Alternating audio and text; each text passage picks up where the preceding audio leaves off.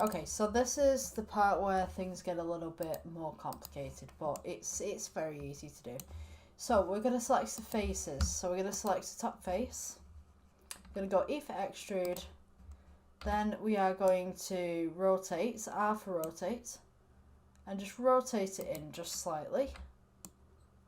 Your best guess, wherever you'd like to rotate. E for extrude. Then we will press R for rotate. You need to rotate towards a cup. The more vertices that you have in there, the smoother it will look.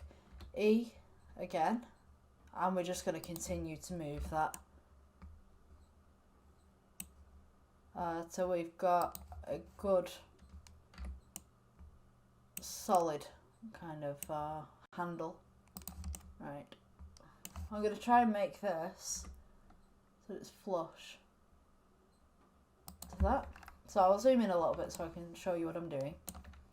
So I'm going to put this against here. So we'll put G and put that one. So you're going to have to do the same to the other side as well. It's good practice to do everything like this.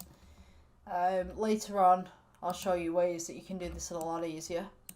But for now I'm going to show you the way that I was kind of taught on how to do it. So just move your vertices inwards, E for extrude. I think it's nice to work